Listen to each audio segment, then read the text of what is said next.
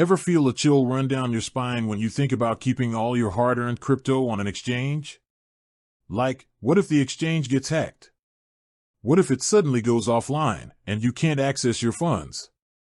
Or what if, and this is a big one, regulatory changes make things complicated? If any of those thoughts have crossed your mind, you're not alone. The digital frontier of cryptocurrency, while exhilarating, also comes with its unique set of risks. And one of the biggest risks, ironically, is convenience. Centralized exchanges like Newton are fantastic for buying, selling, and trading crypto. They're user-friendly, fast, and for many, the first gateway into the world of digital assets. But they operate on a principle of trust. You trust them with your private keys, which essentially means you trust them with your money.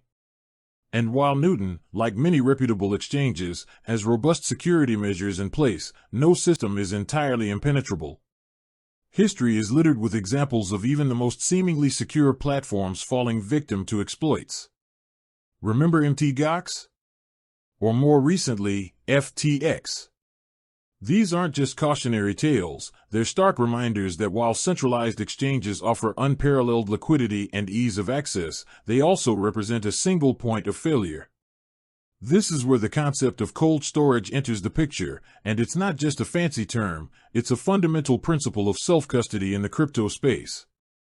Think of it this way, your bank keeps your money in a vault. It's not sitting in your wallet, exposed to the world.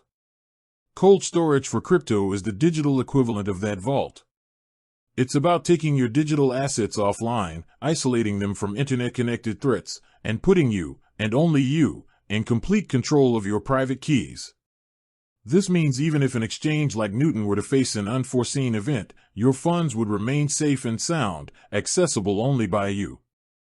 It's the ultimate form of digital sovereignty. So, why is this important now? The crypto market is maturing. More and more individuals are holding significant amounts of digital assets. As your holdings grow, so does the target on your back for malicious actors. Furthermore, the regulatory landscape is constantly evolving. While we hope for clear and favorable regulations, the truth is, things can change quickly. Having your crypto in cold storage provides a layer of insulation from potential future restrictions or unforeseen circumstances that might impact centralized exchanges.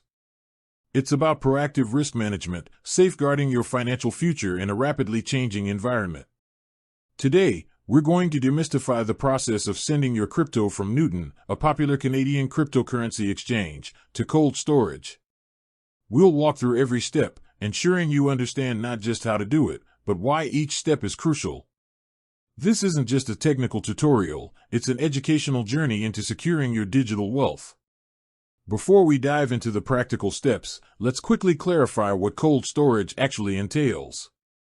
There are primarily two types, hardware wallets and paper wallets. Hardware wallets, like the Ledger Nano S or Trezor Model 1, are specialized physical devices designed specifically to store your private keys offline.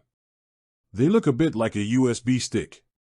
When you want to send crypto, you connect the device to your computer or phone, and the transaction is signed on the device, meaning your private keys never leave the secure environment of the hardware wallet and are never exposed to your internet-connected device. This makes them incredibly secure and user-friendly for most people.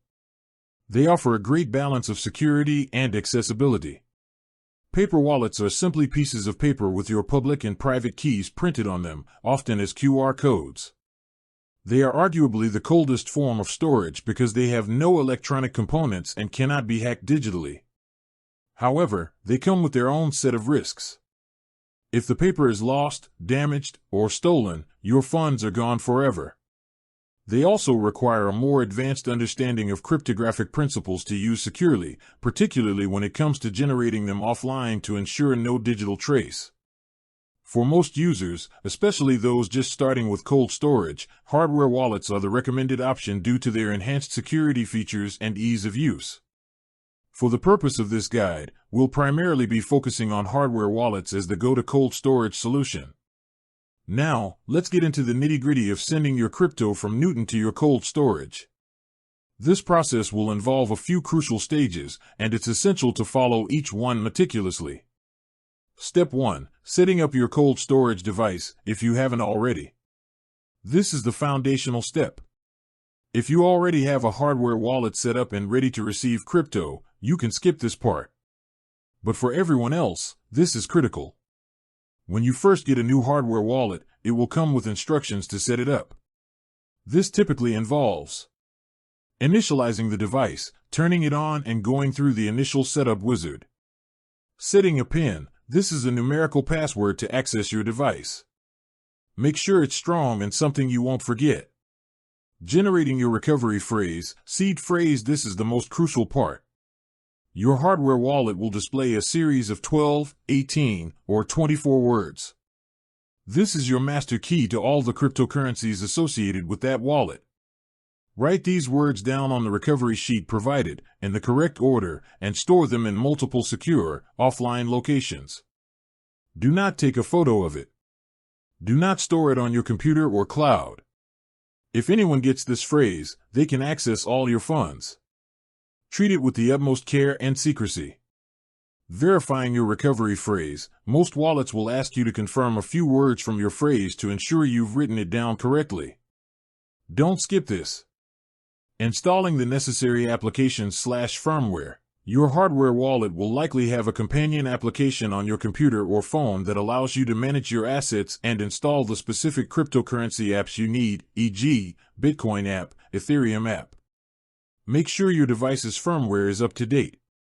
Once your hardware wallet is initialized, PIN protected, recovery phrase secured, and necessary apps installed, you're ready for the next step. Step 2. Getting your receiving address from your cold storage device.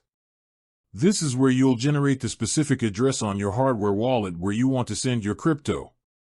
Connect your hardware wallet. Plug your hardware wallet into your computer or connect it via Bluetooth if it supports it. Unlock your device. Enter your PIN to access your wallet. Open the corresponding application. On your hardware wallet, select the cryptocurrency app for the asset you want to send, e.g., Bitcoin, Ethereum, Litecoin. Access the receive function within the wallet's companion software on your computer or directly on the device itself. Navigate to the receive or deposit section. With that said, thanks for watching and until next time.